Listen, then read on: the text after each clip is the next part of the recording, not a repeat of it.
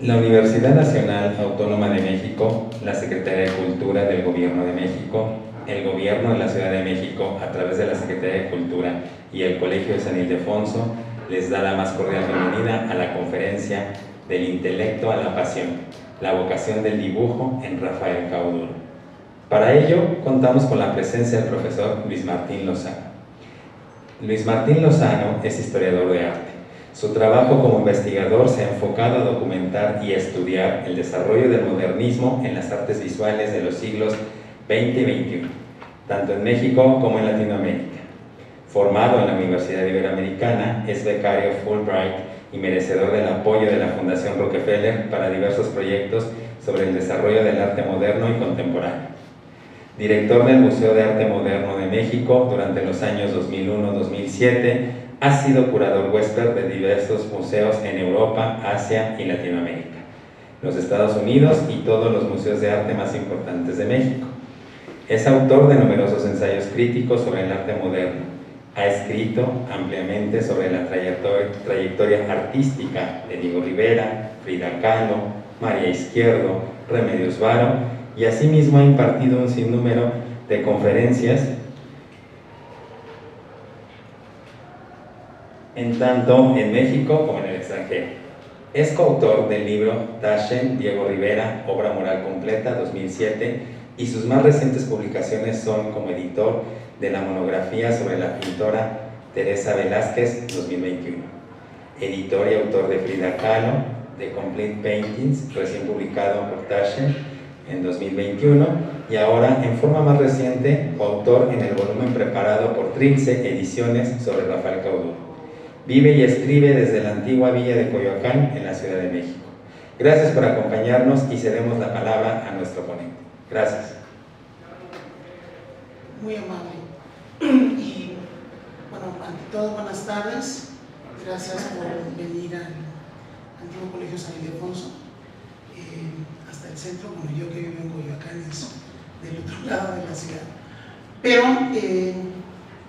pues para una ocasión especial, yo creo que siempre que uno tiene que hablar de un artista o tomarse el tiempo para ahondar en el trabajo de un artista, es una muy buena oportunidad abrir esos espacios y darse la oportunidad de acceder a un conocimiento que a veces por la vida cotidiana, el trabajo, siempre queda como soslayado. Entonces les agradezco su presencia tanto por la obra del artista como por su atención a lo que les voy a compartir esta tarde. Bien, pues como todos estamos muy deseosos de regresar a la vida cotidiana con todos los beneficios a los que tenemos acceso, como es el disfrute de la cultura y de la educación y de las artes visuales en este caso. Entonces esta tarde vamos a abordar un aspecto que siempre es interesante en la formación y la producción de los artistas de nuestra contemporaneidad, y que es un aspecto que queda siempre soslayado, a veces en el interés de las exposiciones, pero también diría que queda siempre en un segundo plano en el aprecio de las obras artísticas, en el contexto de su exhibición o de las publicaciones, que es precisamente cómo se llega al producto que estamos observando o que estamos leyendo o que estamos viendo. ¿Cuál es el proceso que lleva a un artista a ejecutar una obra determinada? Lo que llamamos la formación del artista, o lo que consideramos los antecedentes de la producción artística de los creadores. Es particularmente un reto cuando abordamos el arte del siglo XX, y todavía más cuando abordamos la producción de los artistas actuales, llámese desde muy jóvenes o los artistas contemporáneos actuales como Cauduro, que tiene ya una trayectoria consolidada en los últimos 50 años, por decirlo prácticamente. Y es particularmente un reto porque la formación de los artistas se ha diversificado. En el pasado se entendía fácilmente como formación los estudios que un artista llevaba a cabo o la experiencia que el artista había tenido en un taller gremial o en un taller colectivo. Pero en el siglo XX la personalidad, la originalidad y la genialidad, por decirlo de una forma específica, del creador, del artista, ha pasado a tener un lugar preponderante. Entonces el discurso de cómo se convierte en artista queda soslayado a un aspecto de información biográfica y no se abunda de manera enfática en qué es lo que tiene que hacer el artista para llegar a ese proceso creativo. Se ha vuelto además más complicado porque esta formación ya no es necesariamente una formación educativa dentro de una institución como pudiera ser una academia o una escuela de bellas artes. Los artistas se han conformado educativamente de muchos otros afluentes, a veces la historia, a veces la literatura, pero ahora con tantos medios disponibles para el artista, desde el video, la fotografía, el internet, esos procesos de formación, de enseñanza, de educación, se han vuelto mucho más complejos, se han vuelto quizá menos formales, menos sistemáticos, pero no por ello dejan de ser decisivos en el proceso creativo del artista.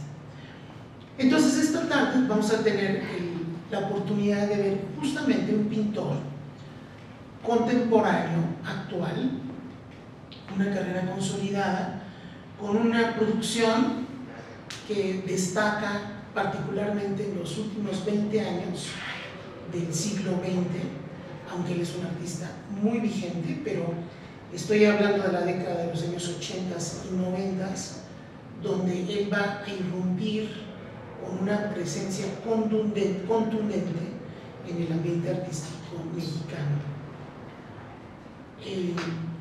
Y que este artista innovador en algunos de sus aspectos, que discutiremos en el transcurso de la charla, es también un artista que tiene una profunda admiración por la propia historia del arte y sus referentes a lo que yo llamaría un clasicismo o un academicismo, no solo son muy evidentes en su producción pictórica, sino que, como veremos, en su formación dibujística habrán de jugar un papel decisivo. Entonces, tenemos la fortuna de que a través de Kaburo podemos comprobar cómo a unos artistas contemporáneos más innovadores en un momento dado de nuestra tradición artística, el aspecto de la formación, no necesariamente institucional, pero de la formación y de la educación del artista, son elementos decisivos para el desarrollo de su propuesta, por original que sea, por genial que sea o por destacada que sea, ¿no? Es decir, al talento y al oficio y a la intelectualidad del propio Kaburo habrá que entender que la academia, la formación educativa y el dibujo forman un elemento central para el desarrollo de su discurso, tanto estético como plástico. Entonces vamos a entrar en materia, por favor.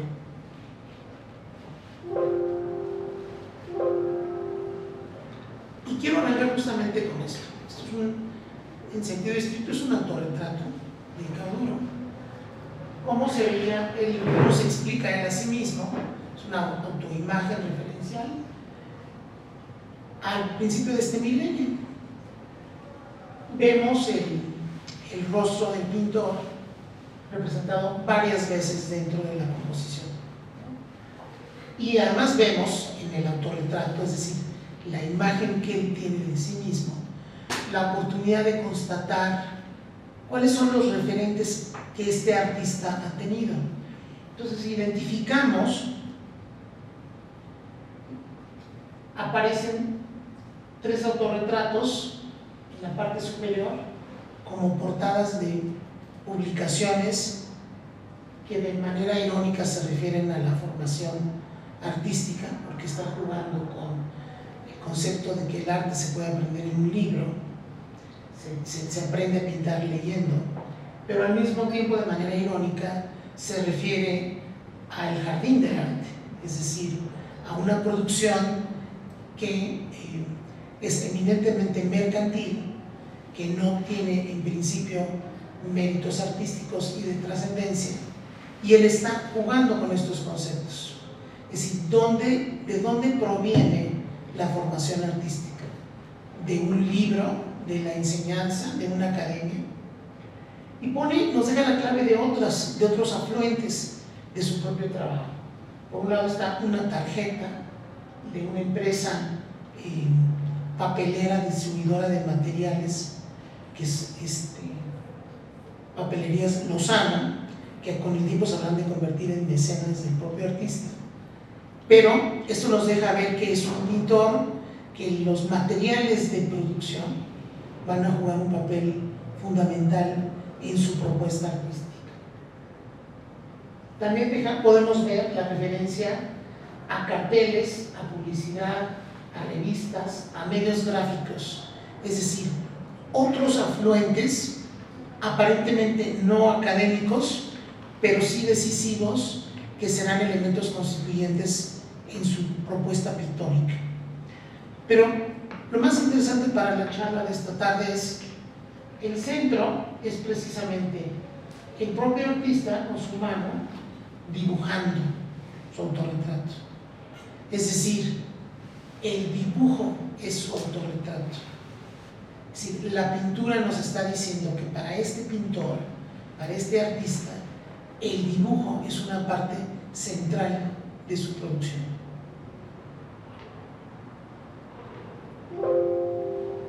Y efectivamente, cuando tenemos la oportunidad, y esto sí es una oportunidad, como lo han corroborado en la exposición, de ver algunos de estos dibujos, empieza a ponerse en evidencia el papel decisivo que el dibujo tiene para la propuesta pictórica de Rafael Cabrera.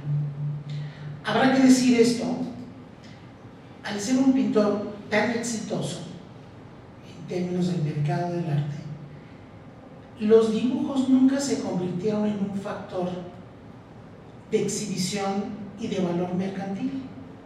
Rafael conservó la mayoría de estos dibujos como parte de un proceso privado, íntimo, intelectual, de análisis, de estudio, pero los dibujos no se convirtieron en una mercancía de consumo, ni para su mercado del arte, ni sus coleccionistas, ni para el público en general.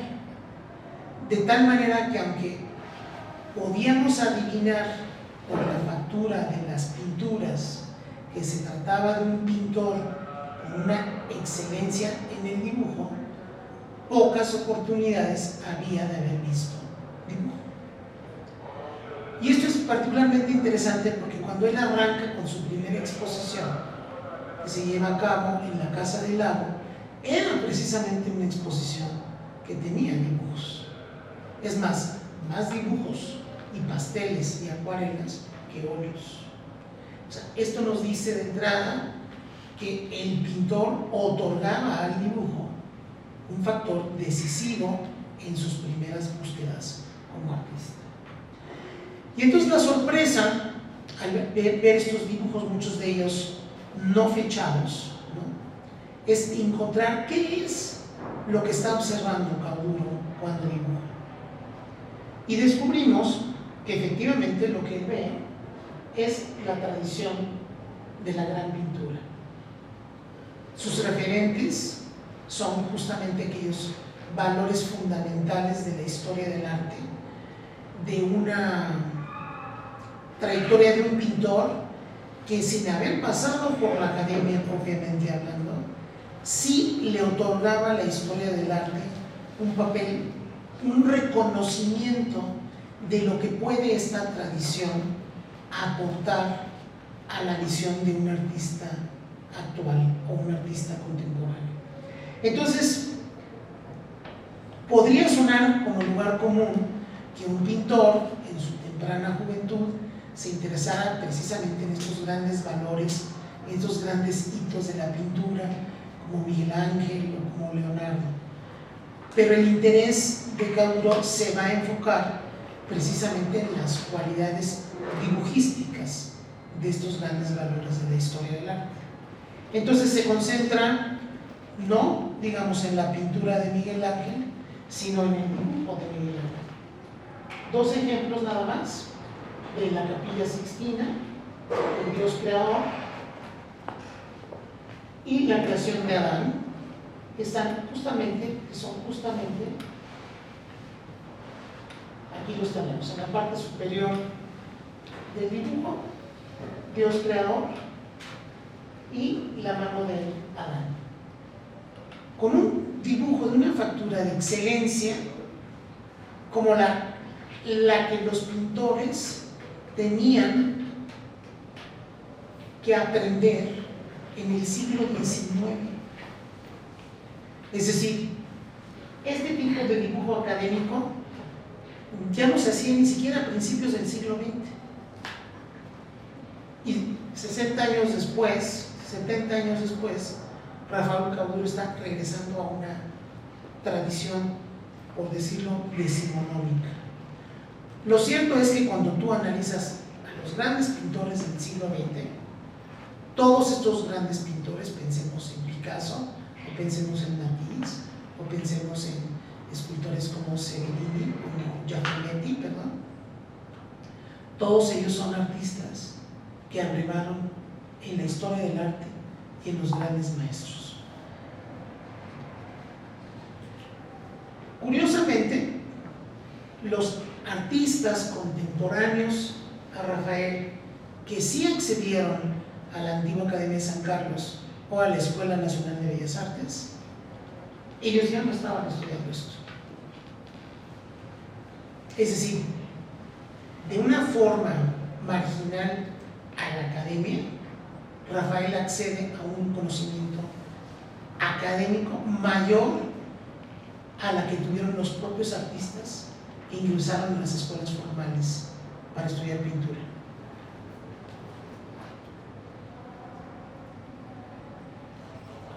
Fija su atención no solo en el dibujo, sino en lo que el dibujo es capaz de construir.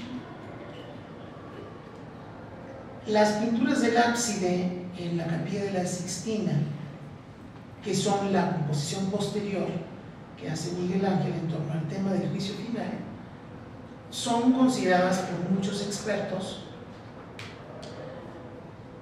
el resultado de todos los logros del Renacimiento, de todas las búsquedas de perfección durante el Renacimiento en las artes, devienen en un estilo personalizado, que es la etapa del manierismo.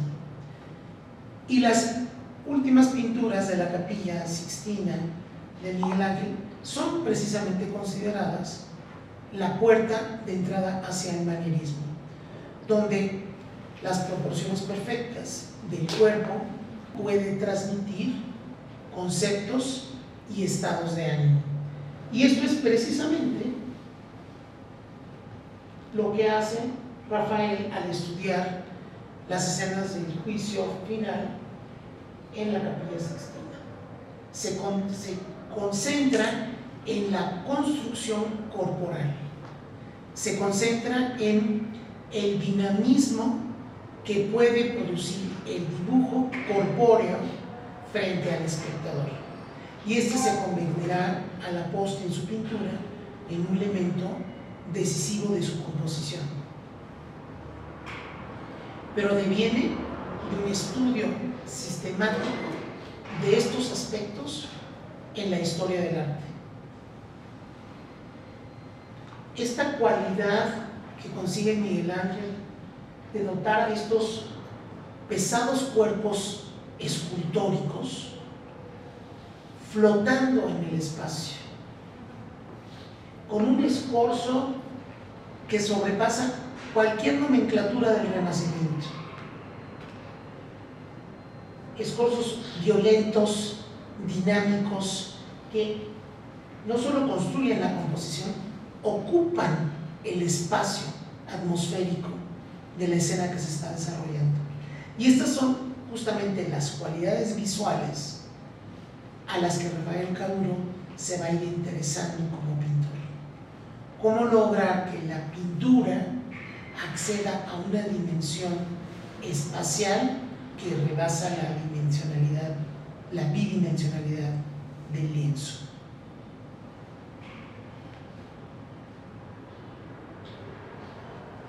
De manera sistemática, los dibujos nos dejan ver a un pintor fascinado con la capacidad que el dibujo tiene para poder capturar estas lecciones a partir de los grandes maestros de la historia del arte. Cuando deciden abordar el análisis del cuadro de Rubens, El rapto de las hijas de Leucipo, no está interesado en el pasaje iconográfico del gran maestro del barroco, tampoco está interesado en la paleta cromática dramática y exuberante que hay en el barroco. En lo que está interesado es precisamente en el tratamiento corporal en el espacio, la violencia del tema tratado mediante el dibujo.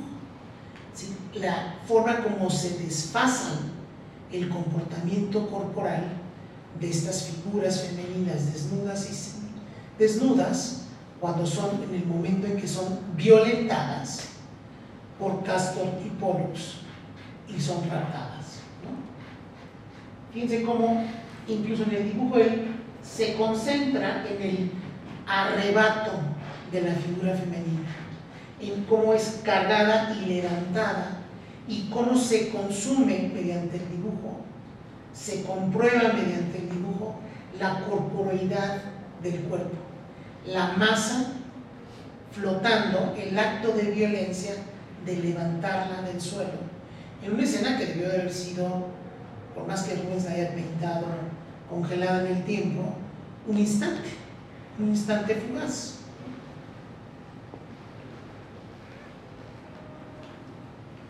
De igual manera, cuando voltea a ver a otros de los pintores más revolucionarios en la historia del arte, como Caravaggio, no está interesado ni en las soluciones iconográficas que fueron revolucionarias, habrá que decirlo, en su momento, porque Caravaggio es un pintor que lleva a la dimensión de la pintura religiosa, oficial, la gran pintura, los grandes géneros de la pintura, que era la historia religiosa, un realismo que deviene del manejo natural de los modelos, no más idealizaciones, sino el bulbo de la cotidianidad llevado al escenario y al drama del gran arte. De tal manera que el Cristo atado a la columna, pintado por Caravaggio, es un cuadro religioso con gran drama, pero los modelos de los personajes en los cuadros son personas de carne y hueso que Caravaggio invita por sus cualidades físicas a posar para el pintor. No son modelos de la academia, no son modelos de los talleres de Vélez, son pescadores, campesinos, pordioseros, encarnando los personajes de la historia. Y menciono esto con detalle porque vamos a ver que posteriormente Rafael Caduro sí va a tener en su pintura, al mismo tiempo que un interés estético, un interés por lo que sucede en una dimensión de los acontecimientos de la realidad, pero no meramente como un modelo, sería la diferencia frente a Caravaggio. Por eso vamos a abundar un poquito más. Entonces, cuando él decide incorporar dentro de esta pintura que está en la colección del Museo de Arte Moderno al Cristo atado en la columna de Caravaggio, lo hace apelando a las cualidades del claroscuro y del dramatismo compositivo de Caravaggio, pero no como un referente de la realidad. Fíjense qué interesante es. En el Caravaggio original, el modelo es una persona cotidiana, no idealizada. Y en el cuadro de Rafael está idealizada. Es decir, es el Cristo de Caravaggio. Pero el Cristo en Caravaggio no es ningún Cristo, es una persona de la vida cotidiana.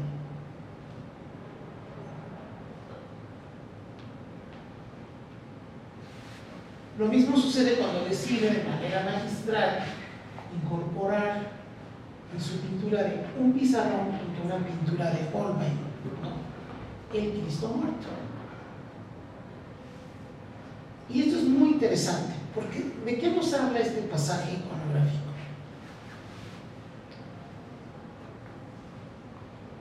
En el momento en que Cristo muere en la cruz y es posteriormente trasladado a una tumba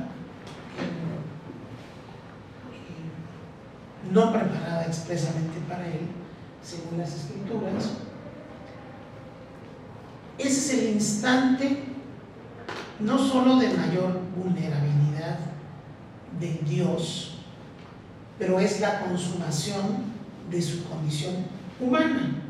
Recuerden que la figura de Cristo es precisamente Dios encarnado en un hombre y sufre por tanto la condición humana, es decir, es susceptible de fallecer, de morir. Y su condición de deidad radica en esa capacidad de resurgir de la muerte, el resucitar. Entonces, en ese momento de absoluta mortandad, fatalidad, de hincapié en el tiempo sobre el Dios, su vida ha desaparecido, está muerto, su cuerpo está empezando a descomponerse. Ese momento, retratado por muchos pintores, sobre todo flamencos, es el utilizado por Cavour en su cuadro, utilizando el lenguaje muy evidente por el tratamiento corporal de la anatomía del Cristo muerto en Holbein. Sin embargo, Rafael lo contrapone con un modelo tomado del natural, es decir, la operación inversa de lo que vimos con el cuadro anterior de Caravaggio.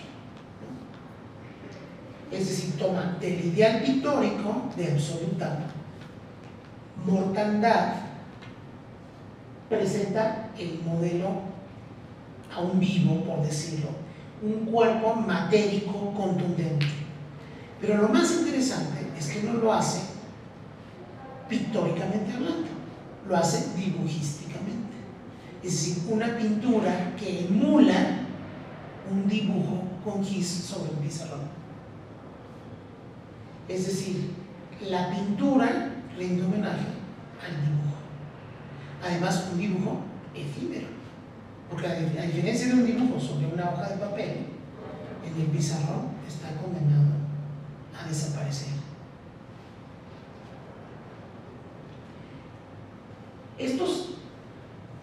Cuando nos detenemos sobre las pinturas y empezamos a preguntarnos por qué el recurso de estos artificios, vamos entendiendo que el pintor nos va sembrando pistas sobre qué es lo que él está buscando como artista, cómo está creciendo como artista, cuál es su intencionalidad al pintar estos cuadros. Ciertamente no es explorar la mortandad de Cristo, pero como sabemos, por el cúmulo de la producción de Rafael, la transmutación del tiempo sí es un tema central de su trabajo. Y el dibujo es una transmutación del tiempo. Y vamos a hablar sobre esto más. Voy a tener que ir un poco más rápido, si no me voy a acabar. Igual en la lección de Caravaggio, es decir, en este aparente error que es un recurso que veremos no solo en esta pintura, sino incluso en la propia exposición, como se llama. Él nos está planteando el elemento de cuál es ese referente de la pintura. ¿Es el Cristo muerto del Caravaggio o es el dibujo que ha pintado sobre el pizarrón? Es decir, la tradición histórica comienza como una fuente fundamental para desarrollar su dibujo, pero luego el dibujo es el que lo va llevando a superar el referente histórico, y el proceso irá siendo gradual en los años 90 hasta que se despoja de esta referencia explícita. La explícita, no quiere decir que no siguiera existiendo, pero ya no aparecen las huellas evidentes en el campo pictórico.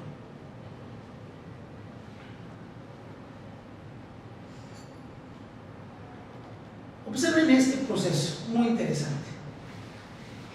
En el extremo derecho tenemos la composición de Cauduro del 93, que es la parte posterior de un díptico. Ahorita voy a mostrar la parte anterior, que es la representación de un Cristo crucificado. Por tradicional que nos pueda parecer esta representación, es decir, todos podemos identificar el pasaje iconográfico de Cristo en la cruz. Sin embargo, si atenemos a la tradición de este pasaje iconográfico en pintura, en dibujo, en iconografía, vamos a descubrir que este Cristo no deviene de esta tradición. Es un paso distinto del artista, que tiene que ver con la autonomía de sus afluentes estéticos. Lo principal que sucede con este Cristo es el tratamiento andrógino de la corporeidad del Cristo. Recordemos lo que nos dicen las Escrituras. El cuerpo de Cristo era perfecto, el cuerpo más bello de la creación. Ningún cuerpo había sido creado con mayor perfección que el cuerpo de Cristo. En la mirada de Rafael, este es un Cristo andrógino, es un Cristo que tiene tanto masculino como femenino.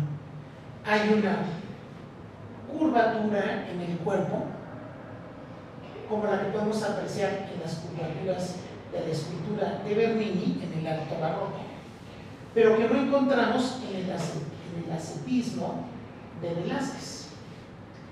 Es decir, el tratamiento corpóreo, por dramático que nos parezca, es un tratamiento que introduce un elemento sorpresivo, iconográfico, pero que está pegado a las escrituras. Es decir, siguiendo lo escrito sobre el cuerpo, esto es más cercano a las Sagradas Escrituras. Y estos están atados a las convenciones ideológicas, culturales, artísticas de los contextos de donde emanaron. Obviamente, la España religiosa del siglo XVII, el barroco exuberante de la Roma majestuosa, ¿no? Y la inteligencia de Miguel Ángel. Pero el aspecto más revelador al estudiar la representación iconográfica de este Cristo está en un elemento que nos inquieta. Fíjense, Miguel Ángel es 1555, Velázquez es 1732, Bernini 1655, y 600 años después una innovación. Pero para llegar a esto, él se realizó esto y otros y de manera fortuita. Se puso a revisar cómo estaba representado y nos deja una huella de su innovación, no solo en el cuerpo, sino en un extraño elemento que quiero que pongan atención. Vean esto, vean esto, vean esto y luego vean esto. Esto se llama el paño de la pureza, que en sentido estricto recibe el nombre de perisonium, es el término latino. En Miguel Ángel no existe prácticamente, es transparente. ¿Por qué? Porque la fe del artista está puesta en el conocimiento del cuerpo, no en el pasaje iconográfico de Dios. En Velázquez se vuelve un calzón que atrapa completamente el cuerpo de Cristo por el pudor ideológico de la religión católica. En Bernini el velo adquiere vida propia, una sensualidad y un movimiento antinatural, ¿no? Y en el caso de Rafael se convierte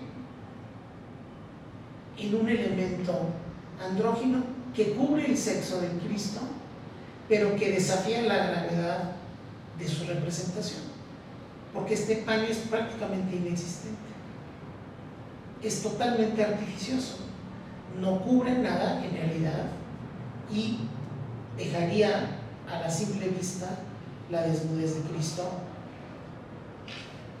Y es un paño de una pureza pues bastante ambigua. Y cuando vemos el cuadro en su parte posterior, entendemos por qué. Porque es precisamente el elemento de esta tradición andrógina la que dialoga con otro referente que va a aparecer en sus pinturas desde finales de los años 80, que es justamente la referencia de la publicidad, de la imagen publicitaria, del diseño. Y lo cual no debe de sorprendernos cuando detectamos que Rafael Cauduro, de hecho, se inicia como un dibujante de caricaturas y de ilustraciones para revistas, tanto para revistas con planteamientos políticos como para revistas de diversión deportiva, pero también revistas, digamos, de adultos, revistas de, la palabra exacta sería de juego y de artificio para hombres adultos. Esta imagen publicitaria de la campaña de Calvin Klein, de hecho, forma parte de la serie de Calvin Klein. Es una fotografía de un afamado fotógrafo de moda norteamericano, Bruce Weber. Y esta campaña publicitaria fue por sí misma sorprendente en el ámbito del marketing y de la moda en los años 80. Hizo replanteamientos, no sé si la palabra sea revolucionarios, pero que sí impactaron, que causaron asombro, porque llevaban a la publicidad de la moda a un límite con la sensualidad y el sexo.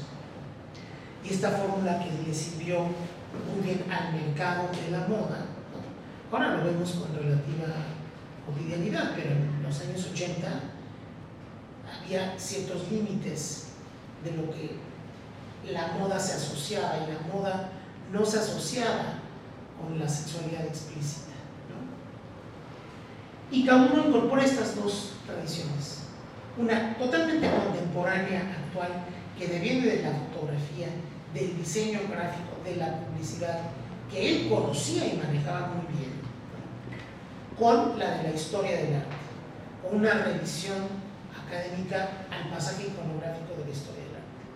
Entonces, tenemos un pintor no solo extremadamente culto, sino un pintor ambiciosamente abierto a todo lo que le rodea, y la capacidad de incorporar los discursos de una manera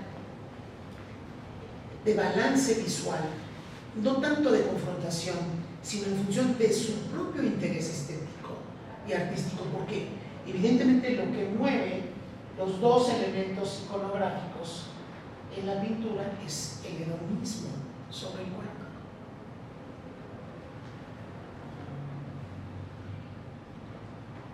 Pero no solo es el aspecto carnal o el aspecto, digamos, no poético, por llamarlo, seductor, sensual, de la materia humana para Rafael, ¿no? Es también la parte interna, es decir, cómo están construidos estos cuerpos. Es decir, estos dibujos de Rafael nos dejan ver a un pintor formado casi como científico, como anatomista. Vean muy bien, no solo es el cuerpo, sino la estructura interna de este cuerpo, el esqueleto, la estructura sobre la cual se desplantan los músculos y la carne. ¿Y quién mejor?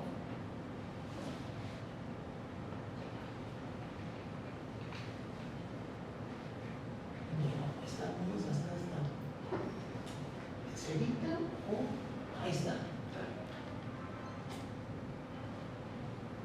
Exactamente lo que había hecho Leonardo. Es decir, no es la superficialidad, sino de adentro para afuera. El que los pintores tuvieran acceso a esto, ¿no? Obviamente, Leonardo es la excepción de la regla. En esa época, la única forma de poder estudiar un cuerpo era un cadáver, y a escondidas, era un delito. ¿Cómo funciona el cuerpo? ¿Cómo está conformado el cuerpo? Para poder llevar en el ámbito de la pintura al cuerpo a una posición exponencial, tienes que entender cómo funcionan los músculos, cómo funcionan las articulaciones. Y a eso también le presta atención Rafael Caula. Vean estos dibujos. Aquí está interesado en cómo cuelga el peso de los huesos, cómo estira la piel, la gravedad del cuerpo, la ansiedad de estos dedos de no tener en dónde apoyarse, y cómo esta estimulación provoca un comportamiento corporal de la masa y del propio peso del esqueleto. Y como este hay muchos dibujos. La estructura interna, pero la capacidad expresiva de este cuerpo. Esto que Rafael probablemente hacía de manera obsesiva, de analizar el rostro transformado, influido de dolor, de tragedia, también nos es muy conocido, porque nos viene del ámbito de las academias. Nada más y nada menos que de los tratados de la retórica gestual. Particularmente las de la conferencia de Charles Lebrun en 1668, el paladín del academicismo francés en el siglo XVII, donde los pintores se tienen que formar en conocer las expresiones de la retórica gestual del cuerpo. En este caso, una lámina sobre la representación de la cólera.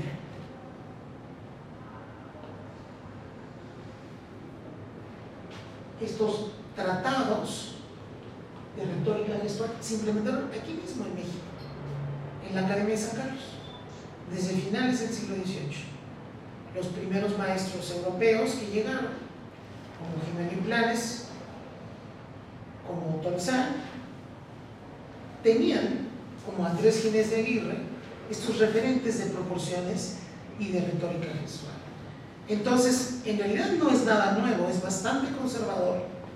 Lo que es interesante es que un pintor, en el último cuarto del siglo XX, está viendo hacia atrás para sumarlo a su discurso contemporáneo. Vean esto. 400 años entre esto y esto. y son las mismas búsquedas estéticas. Esto es fascinante porque nos demuestra que los pintores no están inventando nada nuevo o de cero, lo están llevando a otra consecuencia que tiene que ver con nuestra contemporaneidad.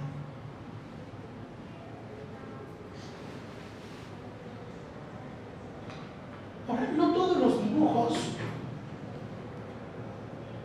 que han aparecido de Rafael, o que yo tuve la oportunidad de estudiar, y les voy a contar esto, porque es como muy fascinante. Mi acercamiento a la obra de Rafael comienza porque me invitan a hacer un libro, el cual yo estaba imposibilitado de hacer porque tenía otros proyectos. Y como todos los libros, cuando valen la pena se toman mucho tiempo. Y bueno, pues pasa el tiempo y regresa la editora Deborah Holmes, me dice, oye, ahora sí vamos a poder hacer el libro, espero que ya te hayas desocupado. Y pues no, estaba haciendo un libro nada más y nada menos que la obra completa pictórica de Frida Kahlo, pues no estaba disponible. Y pues bueno, el proyecto sigue adelante. Pasan los meses, por no decir que otro año, y me vuelve a participar en el proyecto, ¿no? ¿Y quién más podría escribir? Y yo le planteo a ella la necesidad de que quizá es mejor que haya diferentes enfoques, porque se trata de un artista que tiene muchos campos que no se han discutido. Y le menciono la cuestión de los dibujos. Su pintura nos dice que este es un pintor que le ha dado al dibujo un gran peso. Este es un tema que hay que explorar, pero yo no tengo tiempo para hacerlo. Pasan los meses y finalmente, bueno, yo estoy por enviar a imprenta el libro y me echo el compromiso de, bueno, pues yo creo que si se va en diciembre el libro, ¿para cuándo necesitas esto? Pues para tal fecha, bueno, pues yo lo puedo tener para tal fecha, y resulta que no mando el libro a imprenta y me llega el tiempo de hacer este texto y yo no he hecho nada. Y estamos en medio de una pandemia. Entonces yo le digo a la editora, bueno, yo no puedo hacer nada porque no he visto los dibujos y yo no voy a correr el riesgo de que me dé COVID y no voy a ir hasta que pase el COVID. Entonces me traen los dibujos a mi casa. Rafael y Liliana mandan una curadora con cajas y cajas de dibujos perfectamente conservados, indicados, no clasificados, pero de alguna manera ordenados para que no se perdieran. Y cuando me dicen que los van a ver, magnífico, los voy a poder ver y voy a poder escribir. Y cuando llega la curadora con los dibujos, traía, si mal no recuerdo, eran como 4 cajas. Y yo dije, híjole, pues, serán 4 sesiones, ¿no? No, cada sesión traía 4 cajas. O sea, eran dibujos y dibujos y dibujos y dibujos. Y a mí me tomaba una sesión de 2 horas ver una caja o 2 cajas. Y lo que veía no cabía dentro de mi capacidad de análisis. Primero porque estaban todos desorganizados, ¿no? Lo mismo había dibujos autónomos, que bocetos, que pequeños, que grandes. Todo era tan sorpresivo y al mismo tiempo que mi capacidad de entender cómo se estructuraban simplemente no me daba. Pero sí me advertía que, correcto a lo que sospechaba, el dibujo era fundamental en la obra de Rafael Cabor. Entonces, claro, esto en vez de convertirse en un ejercicio de 2 sesiones, se convierte en un ejercicio de varios meses. Y aparecen estos dibujos. Yo los considero obras autónomas, es decir, obras que tienen su propia búsqueda y que se quedan en este planteamiento, no son necesariamente un reflejo dentro del aspecto pictórico. Son ideas estéticas, quizá más íntimas en algunos casos, bueno, algunas obviamente íntimas, porque hay una gran cantidad de dibujos eróticos, por ejemplo, pero otros que tienen que ver con aspectos mucho más introspectivos, con aspectos internos de la condición humana. No solo es entonces lo corporal y la estructura constructiva de lo corporal y el dibujo, sino que el dibujo también en función de la exploración del ánima, del alma, del subconsciente. Y él realiza toda esta serie de dibujos en los años 90, que la constante es el insomnio, es decir, hombres y mujeres en espacios contritos, ¿no?, en donde su ansiedad, su imaginación, su capacidad de remontarse hacia el interior es el protagonista del dibujo. Pero esto se nos revela mediante una línea obsesiva, sinuosa, llena de vida y movimiento. No es la línea de dibujo constructivo para la iconografía o el tema o el cuerpo, sino que el dibujo es el que nos permite acceder al interior de los personajes que están dibujados. Las sombras, la oscuridad, la sinuosidad de las líneas construyen el escenario de lo que estamos observando en el dibujo. Pero eso tampoco es nuevo en la historia. A finales del siglo XIX se da toda una tendencia internacional que se conoció también en México. Nuestro mejor representante sería las ilustraciones de Julio Ruelas, en donde precisamente, dado los avances científicos desde el psicoanálisis con Freud, empieza a convertirse en un referente cultural importante lo que tenemos adentro, el subconsciente. No solo es lo que desarrollamos en nuestra capacidad racional, sino todas aquellas fuerzas internas irracionales que la ciencia no nos había proporcionado una explicación, pero que forman parte constituyente de toda condición humana. Entonces muchos artistas van a comenzar a explorar justamente con estas dinámicas, en donde la imagen tiene que poder transmitir lo que está sucediendo en un subnivel interno del inconsciente.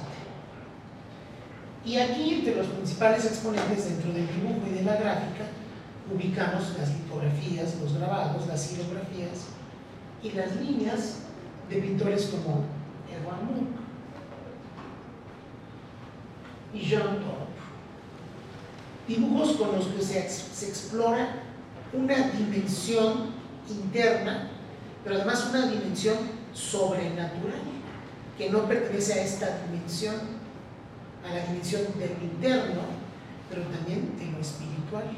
Es una época en donde en las artes, en la literatura, en la música, las formas creativas son proclives a explorar estas otras dimensiones no materiales, pero fundamentales de la condición humana, que por un lado están afincados, sí, en una tradición iconográfica de la historia del arte, pero fíjense, tradiciones iconográficas de la historia del arte en las que también se ha explorado la marginalidad del pensamiento racional, que son aspectos como el oscurantismo, la magia, la sexualidad. En esta pareja erótica de los años 90, no alcanzó a identificarse si es un 95 o un 98, pero por ese momento, pero que tienen sus antecedentes en varios pintores, justamente en una serie muy reveladora de un gran pintor, Francisco de Goya, de una producción que es gráfica, pensada para una gran distribución, pero que lleva como título la serie de los caprichos, es decir, precisamente invenciones visuales de estos pasajes marginales al conocimiento, como los aquelarres de brujas, la magia, y en el caso específico de la lámina 68, Linda Maestra, que se refiere a la bruja en entrenando a una bruja joven, obviamente en los artificios de la sexualidad. Una imagen, imagínense esto en el siglo XVIII, en plena Ilustración española, el impacto que creaba en la conciencia de artistas e intelectuales de algo que la gente le podía pasar por la cabeza o que podía vivir en la tradición popular, pero que nunca se había desafiado a llevarse a las páginas del arte gráfico. Claro, el prestigio de Goya era de tal calibre que no pudieron censurar, buscaron, pero no lograron censurar la serie de los caprichos. Pero hay pintores incluso del propio Renacimiento, como en los grabados de Durero. Es decir, las brujas, los aquelarres, el demonio, todos estos linderos del conocimiento, pero que tienen que ver con la condición corpórea, porque nos hablan de la concupiscencia. La concupiscencia como pecado, pero la concupiscencia es la facultad erótica del cuerpo. Y el erotismo corporal es un elemento trascendental en la pintura de Rafael Camus.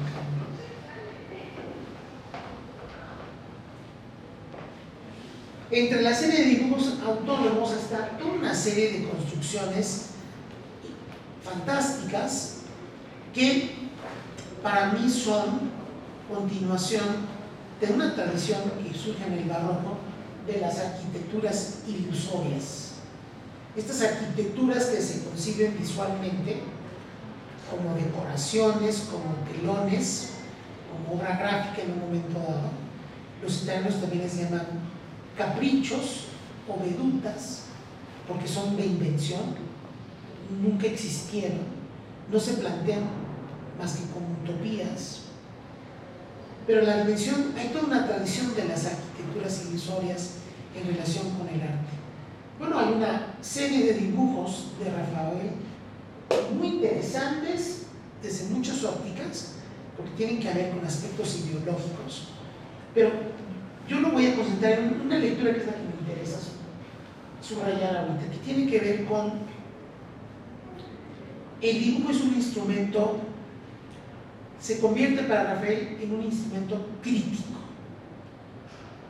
Obvio, las caricaturas que realizan a finales de los años 70 ya tienen ese objetivo. Las líneas del dibujo están encaminadas a facilitar un discurso visual que tiene como finalidad última plantear la ironía, la sátira, pero la crítica política, la crítica a la ideología, la crítica del sistema, la crítica al poder, la crítica a las instituciones. Este es un aspecto importante en el trabajo de Cavour. Es decir, es un pintor, por eso lo considero un posmoderno, ahorita vamos a entrar en eso. No tiene menoscabo en utilizar lo que le conviene y necesita de la historia, pero no cree en las instituciones. Es decir, es un pintor en ese sentido anárquico, porque él considera que las instituciones limitan la creatividad, el libre pensamiento, la capacidad crítica. Tenemos esta serie de dibujos de arquitecturas, fíjense, apuntaladas por andamios, están cayendo por sí mismas. O sea, todas nuestras grandes instituciones a finales del siglo XX, la academia, la iglesia, el partido en el poder, es decir, su trabajo es un trabajo hecho para hacernos pensar, para desarrollar una capacidad crítica de la realidad que nos rodea. Y los dibujos nos dejan ver esto.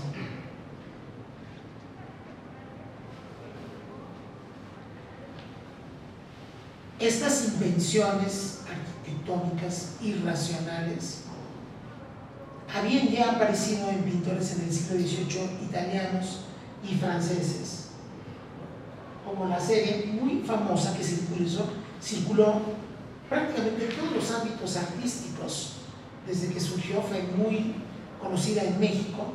De hecho hay varias ediciones en el acervo de la universidad que vienen de los fondos de la academia, de la antigua Academia de San Carlos. Los grabados de Piranesi en varios volúmenes, todos sobre arquitecturas fantásticas, arquitecturas imaginadas, invenciones sobre cárceles. Pero estas cárceles son una metáfora, son las cárceles en las que nos hemos puesto. No son cárceles físicas de la policía o del Estado, son estas cárceles que hemos construido, ilógicas, irracionales, y que nos limitan y que nos someten a un oscurantismo. Estas arquitecturas ilusorias, fantásticas, pero irreales, es lo mismo que está interesado Rafael en sus dibujos. Pero fíjense, además quiero advertirles algo muy interesante de estos dibujos. Están construidos, el dibujo está construido de línea, pero las líneas están construidas de números y letras. O sea, son palabras y códigos. Todo el dibujo está armado de códigos, fechas, frases, nombres, versículos, puntos cardinales. Es decir, no solo es un trabajo muy minucioso a nivel de ejecución técnica, hay un rompecabezas, un enigma ideológico en lo que nos está planteando. Pero aquí y allá advertimos frases como to be immortal. Es decir, un sistema que está haciendo eclosión, que se derrumba, que ya no tiene sentido, que es obsoleto, pero está armado de frases sin sentido, de palabras sin sentido, de fechas sin sentido. O sea, todo esto que construye y apuntala nuestras instituciones es una verborrea infinita.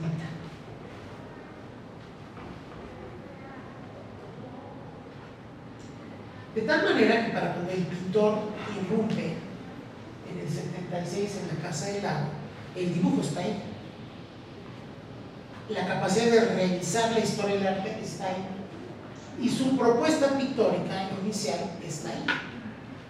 Y desde el principio, 78 es este cuadro, un tema además, fíjense, nada contemporáneo, un Sansón como tema de una pintura contemporánea, como retrógrado el asunto, pero el Sansón en una urbe. Pero observen esto, en la pintura, obviamente es una obra temprana, hay un gran oficio pictórico, hay sí un conocimiento de la anatomía, ¿no? Sí hay una, ¿cómo llamarlo?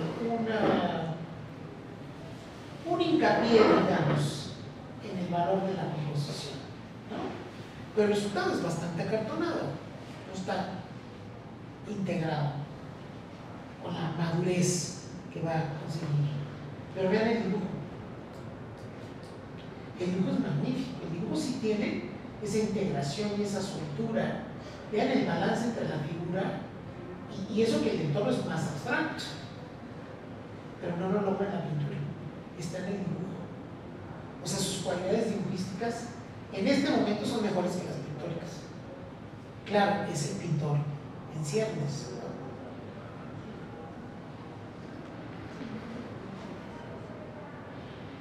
Entonces el dibujo, en su excelencia, le permite explorar más allá de lo que la pintura le puede ofrecer. Y fíjense, este caso es muy elocuente. Cuando vi estos dibujos, que son varios, solo seleccioné algunos, son como dibujos de Jean-Auguste Dominican del siglo XIX.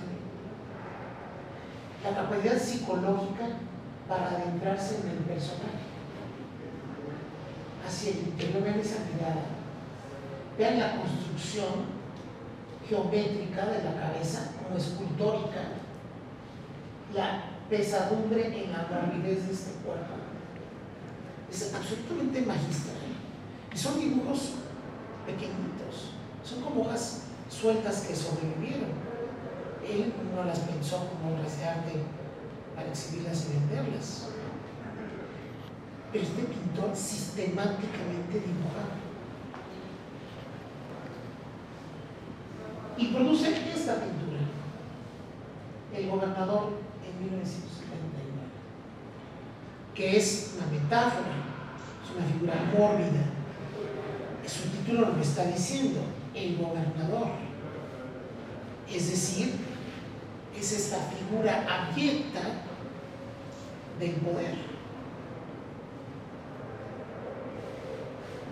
Pero también tiene sus antecedentes.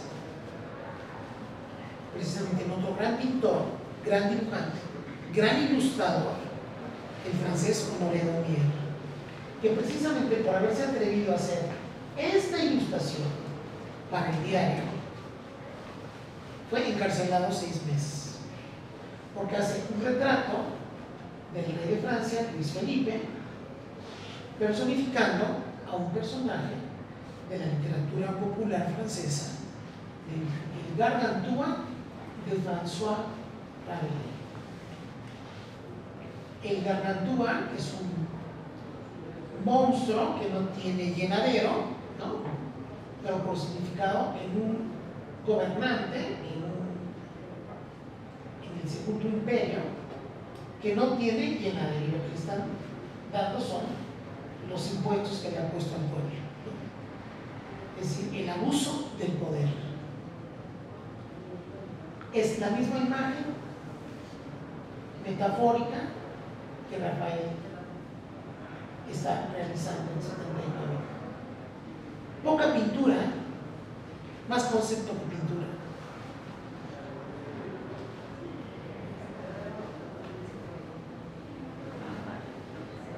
Pero en su proceso, en su crecimiento, en su desarrollo,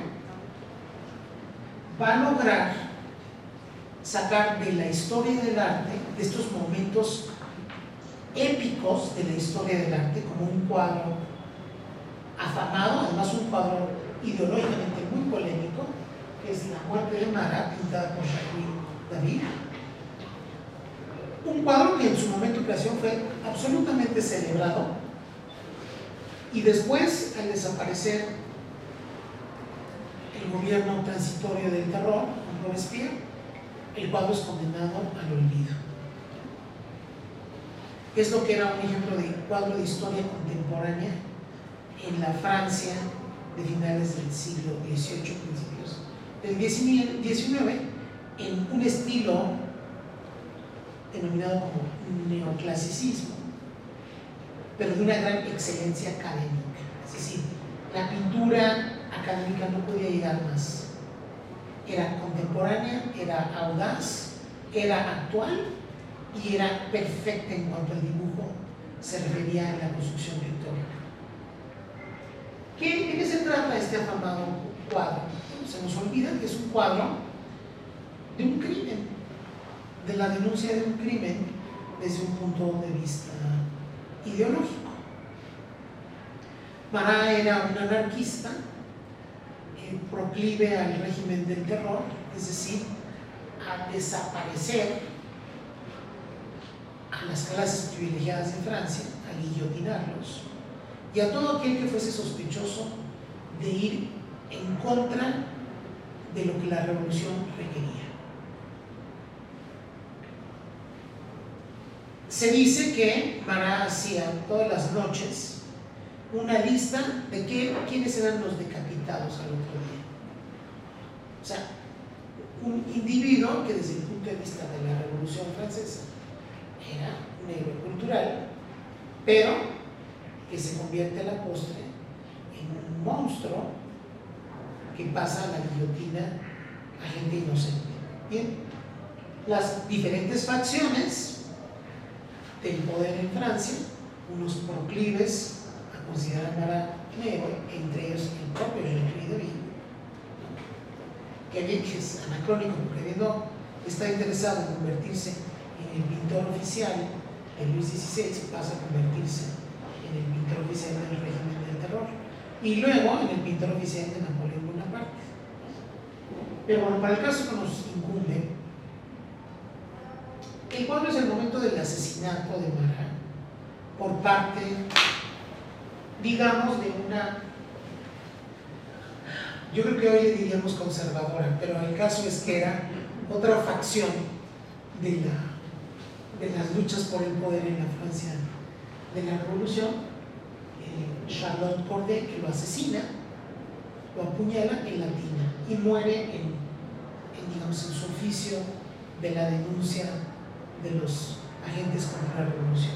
Este pasaje lo lleva Jean-Louis David a este gran momento, en donde por supuesto no está presente la asesina, pero él en su última exhalación, en su tina, donde se sometía a estos baños cada noche, tenía una enfermedad dermatológica, una afección, es asesinado. Entonces, con gran elocuencia, David le hace este retrato, del cual se hacen inmediatamente muchas copias, porque es el héroe de la revolución, uno de estos mártires que reviviría la revolución, mismos que después desaparecen y son quemados, y de milagro sobrevive el original, ¿no? Y entonces tenemos al buen Rafael Cauduro releyendo el cuadro de Marat, de nueva cuenta, con su otra referencia al diseño editorial, con la campaña de Calvin Klein. No entro aquí en el aspecto de extrapictórico, eso es objeto de prácticamente otra sesión, pero el modelo está asesinado. Es decir, él está creando un parangón entre este crimen y este crimen. La pregunta es ¿por qué? ¿Qué nos está tratando de decir Rafael? Yo creo que cuando a Rafael le llega la invitación para pintar los murales de la Suprema Corte, ella llevaba mucho tiempo haciendo sus denuncias a través del arte. Y es lo que necesitamos hacer: regresar a las pinturas, decodificarlas en su proceso constructivo y acceder a esta dimensión intelectual, ideológica, ¿no?, que hay en los planteamientos visuales de Rafael Cauduro.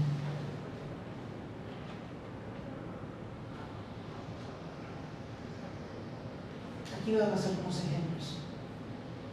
Como bien decía Arne,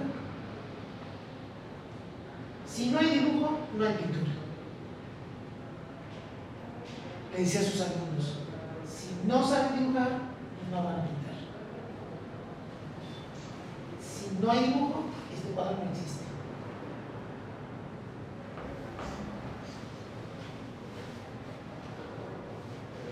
Además, los dibujos, perdón que ya sean las 8, pero los dibujos nos dan la pauta para entender la profundidad intelectual de los pasajes y de las búsquedas que este hombre como artista ha tenido. Fíjense, como sabemos, estos dibujos forman parte de una serie de cuadros en torno al tema bíblico de la destrucción de Sodoma y Gomorra. Entonces, los cuadros más célebres que llevan estos títulos son como muy evidentes, vamos a abordar un poco eso, pero hay muchos dibujos en torno a la exploración del tema. ¿Cuál es el momento que va a escoger? Entonces nos dice la Biblia en el Génesis, nos están hablando de, bueno, lo comento rápido para no leerlo todo. Por los grandes pecados de los hombres, Dios decide castigar a las ciudades de Sodoma y Gomorra, porque el clamor de sus pecados era de tal tamaño que llegaba hasta el cielo. Pero Lot, que era un buen hijo de Dios, no puede creer que no haya nadie digno de salvarse. Y le pide a Dios la oportunidad de que si encuentra algún hombre justo, Él perdone y no destruya las ciudades. Y pues finalmente llega el momento en donde Dios envía a sus ejecutores, que son estos ángeles, nada angelicales como podemos ver en estos dibujos, es decir, cargados de ira, que vienen a ejecutar las órdenes de Yahvé. Y dice el versículo 19: llegaron pues los dos ángeles a Sodoma a la caída de la tarde, y Lot estaba sentado a la puerta de Sodoma, y viéndolos Lot se levantó a recibirlos, y se inclinó hacia el suelo, y dijo: ahora, mis señores, os ruego que vengáis a casa de vuestro siervo, y os hospedéis y lavaréis vuestros pies, y por la mañana os levantaréis y seguiréis vuestro camino. Y ellos respondieron: no, que en la calle nos quedaremos esta noche. Mas él porfió con ellos mucho, y fueron con él y entraron en su casa, y les hizo banquete y coció panes sin levadura y comieron.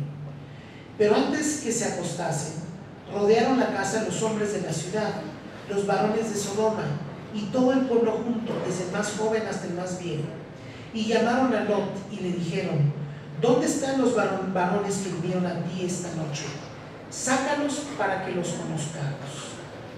Entonces Lot salió a ellos a la puerta y cerró la puerta tras sí, y dijo: os ruego, hermanos míos, que no hagáis tal maldad.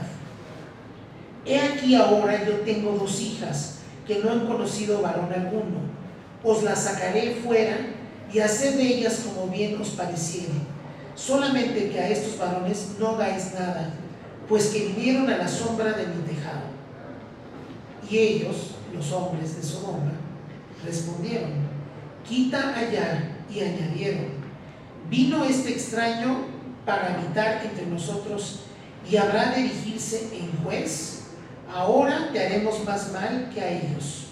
Y entonces los varones alargaron la mano y metieron a Lot en casa con ellos y cerraron la puerta. Y los hombres que estaban a la puerta de la casa hirieron con ceguera desde el menor hasta el mayor, de manera que se fatigaron buscando la puerta. Este es el pasaje del libro. Es el momento en que los ángeles castigan a los varones de Sodoma porque quieren agredir al otro. Es decir, Rafael no es un dibujo de la nada.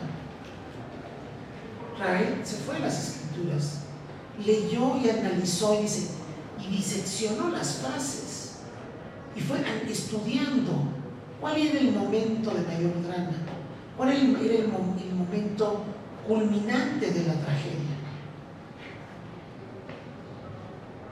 que, como sabemos bien, es cuando se cumple el cometido de Dios.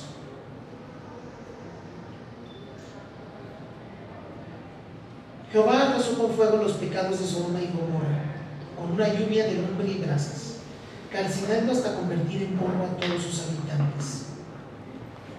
Cuando los hombres, a falta de fe, se han sumido en vicios nefandos y Dios les da la espalda, a pesar de los ruegos de Lot, que intercede por los pecadores, mostrando el artista en la mirada de los ángeles la furia de Elohim. Y cuando, habiéndose cumplido el mandato celestial, la humanidad ha quedado abandonada a su suerte y su destino se ha convertido en polvo.